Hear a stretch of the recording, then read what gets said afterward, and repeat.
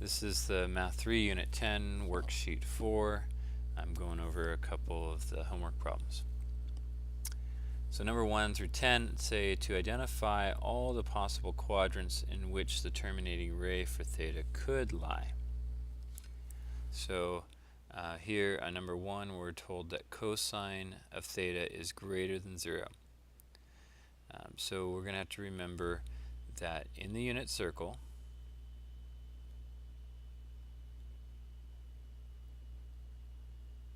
okay, unit circle is a circle with 0, 0 as the center and a radius equal to 1, that the cosine of theta is your x-coordinate, the sine of theta is your y-coordinate, and the tangent of theta is your y over x coordinate, or we could say sine over cosine. And so that's going to help us out with 1 through 10. Because when it says cosine of theta is greater than 0, that's telling us the x value is greater than 0, which means x is positive. So what quadrants is x positive? Well, x is positive on the right side of your graph, right? In quadrant 1 and quadrant 4. So 1 and 4 are the two quadrants in which cosine of theta is positive. Number 3, tangent of theta is positive. So that's telling us that y over x is positive. So we got two cases. Case 1, both x and y are positive. In case 2, both x and y are negative. So if x and y are positive, we're in quadrant 1. If x and y are negative, we're in quadrant 3.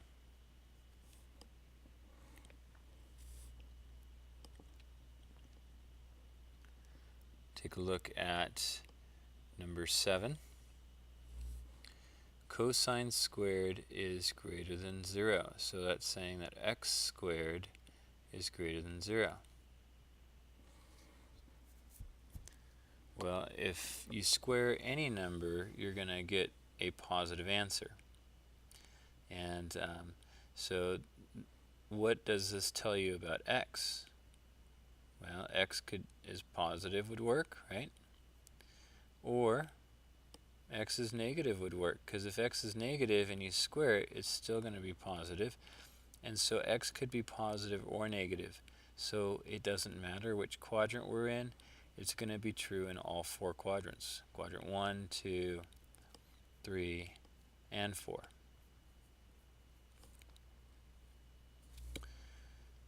Number 9, we have that the tangent squared is less than 0.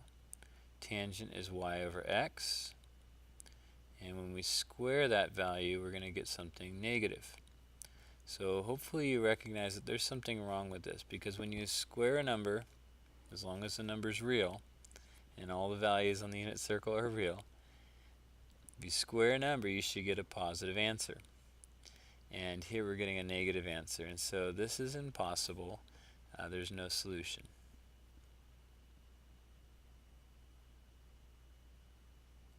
Because when you square a number, you need to get a positive answer. 11 through 21 were to solve for all the values of theta, such that theta is between 0 and 360. Hint, have the special right triangles handy and keep in mind the quadrants where sine, cosine, tangent are positive versus negative.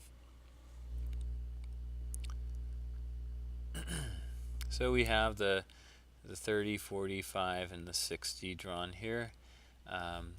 If we want for 30, I'm going to use lengths 1, 2, and root 3. 45, I'm going to use lengths 1, 1, and root 2. And 60, I'm going to use, again, the 1, 2, and root 3, which is the same triangle as the first, just oriented differently. They remind us that, okay, sine is our y value, right? And so our y y values are positive above the x-axis, negative below. Cosine is your x value. So x values are positive on the right side of the y-axis and negative on the left side.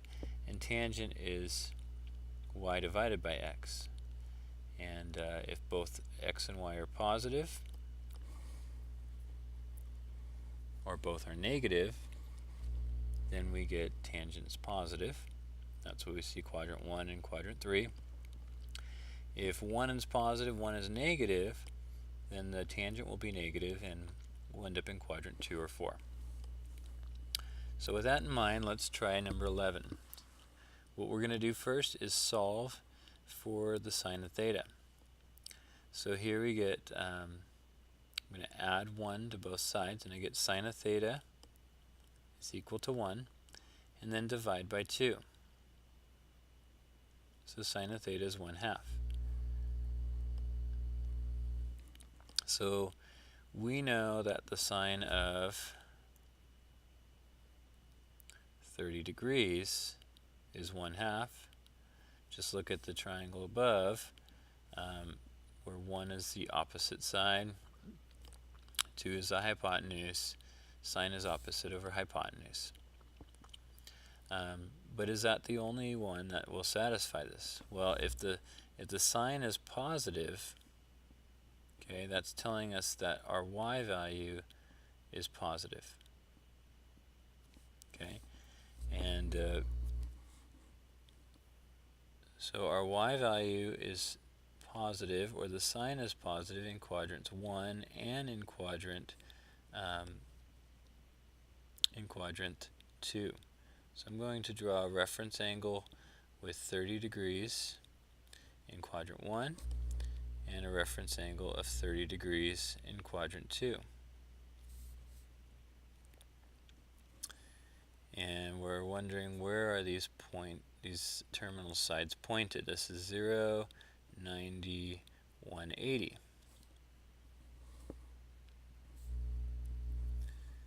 So if we're in quadrant 1, we're pointed at 30 degrees.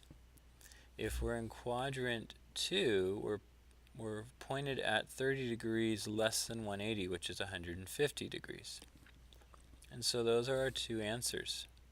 The sine of 150 will give us 1/2, and the sine of 30 will give us 1/2. So theta is either 30 or 150. You need to give both answers.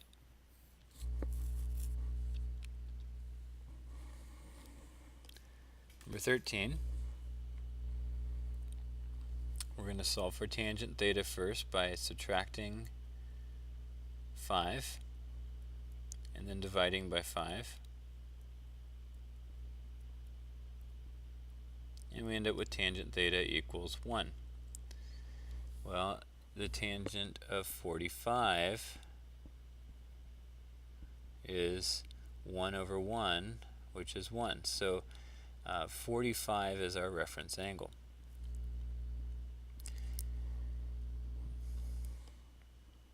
So now we need to ask ourselves, this is tangent of theta is -1, and we know the tangent of 45 is a positive one.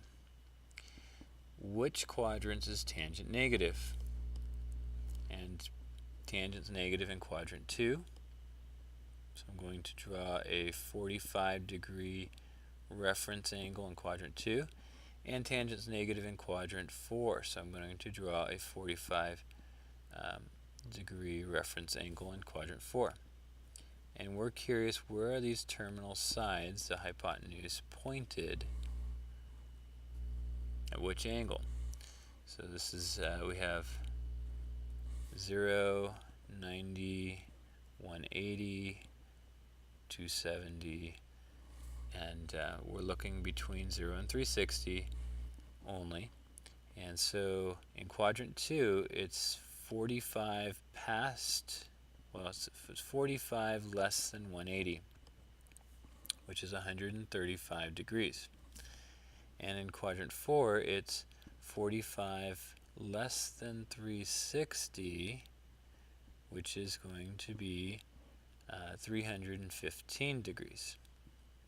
So those are our two answers. So theta could be 135 degrees or 315 degrees. We don't want to say tangent's 45 because that's positive 1, and in our case we have tangent theta equals negative 1. So the tangent of 135 or the tangent of 315 both give you negative 1 as an answer.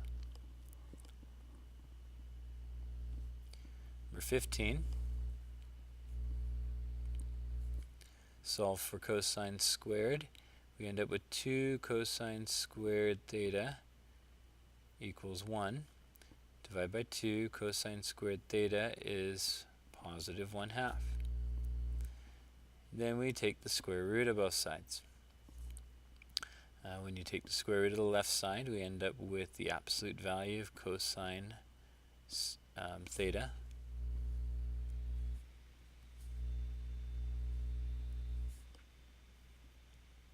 Is equal to the square root of 1/2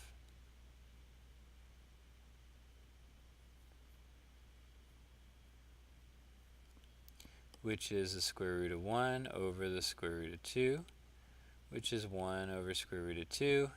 And if I multiply top and bottom by root 2, I end up with root 2 over 2. Now because we have the absolute value, to get rid of that absolute value, we can say that the cosine of theta is either positive root 2 over 2 or negative root 2 over 2. So we can say plus or minus root 2 over 2. So which angle are we talking about here?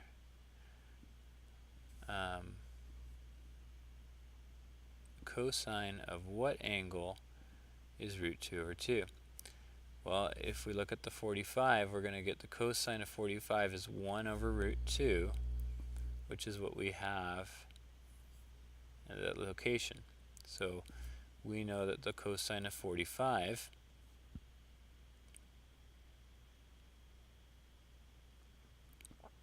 is root 2 over 2, which just tells us that 45 is our reference angle. Also, we need to notice that the cosine is positive or negative. Well, cosine is our x value, and it's positive or negative in all 4 quadrants. So we're going to have 4 different answers here. So draw a reference angle of 45 degrees in each of your 4 quadrants.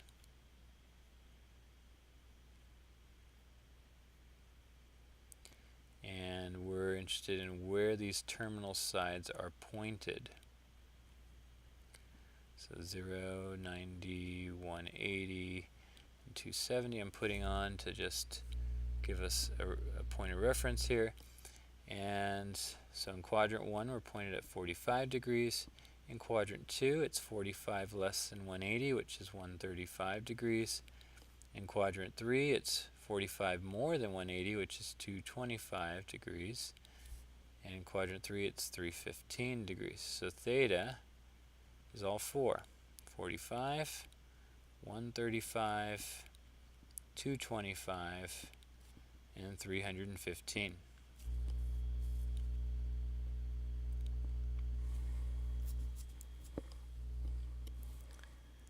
Let's take a look at number 21.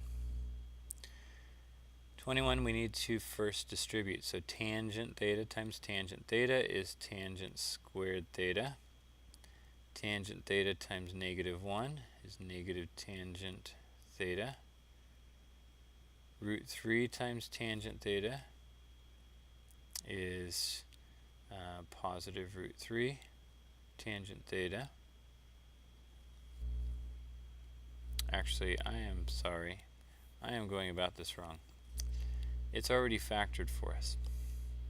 So we do not need to distribute that. That is causing more of a pain here. If it's already factored for us, we're going to use the zero product property.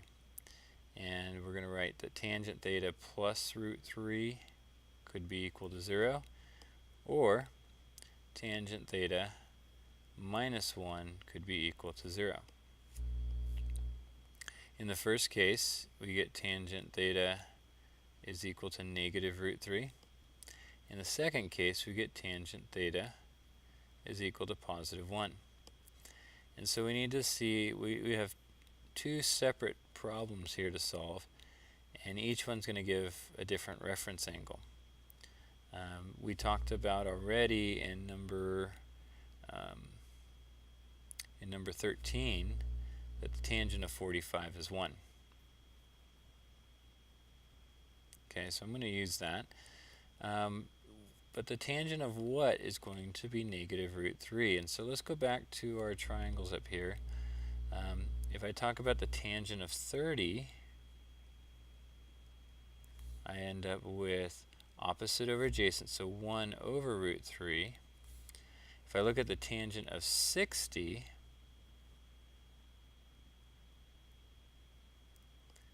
I get root 3 over 1. And so we see the tangent of 60 is equal to root 3, not the tangent of 30, not the tangent of 45. And so tangent 60 is root 3. But this is negative, and so we want to work in quadrants. So 60 is our reference angle, and we want to work in quadrants 2 and 4, because that's where tangent's negative. On the right hand side, 45 is our reference angle, and we want to work in quadrant 1 and 3, because that's where tangent is positive. So in quadrant 1 and 3, I'm going to draw a 45-degree reference angle. In quadrant 2 and 4, I'm going to draw a 60-degree reference angle.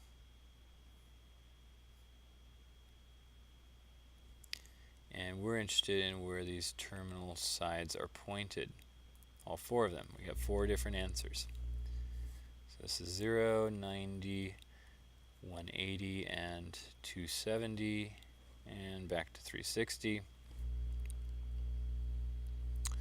So in quadrant 1, we're pointed at 45 degrees. In quadrant 2, we're 180 minus 60, which is 120 degrees. In quadrant 3, we're 180 plus 45, which is 225 degrees. And in quadrant 4, we're 360 minus 60, so at 300 degrees.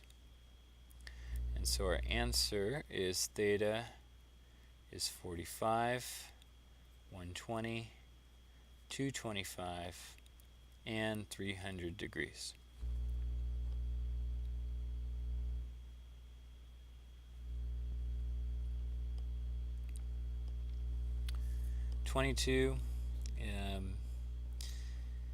At least give you a hint, get you started on this one. It says if tangent A is 3/4, then find the perimeter and the area for the isosceles triangle ABC.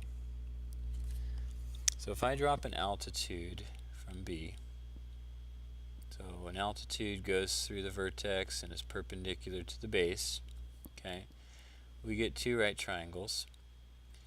And we know it's an isosceles triangle, so we know that angle A and angle C are congruent to each other. And so here now we could say that triangle AB, let's call this point D, is congruent to triangle CBD by angle side. Okay, so then we can get that AD is congruent to CD because corresponding parts of congruent triangles are congruent. And this reasoning is important because now we know that AD is 20. This is split up to 20 and 20. Not always when you drop an altitude does it split the bottom half and half, but in this case it does, and it does with all isosceles triangles because of this. So we had to do this first to create a right triangle because we're working with tangent, and tangent applies to right triangles. It's a ratio of the opposite over the adjacent. And so here, let's let our opposite side, which is the height of the triangle, we'll call that h. And we know that the tangent of A is equal to 3 over 4. But from our picture, we know that the tangent of A is equal to h over 20. And so this gives us a proportion in which we can cross multiply and get 4 times the height is 3 times 20.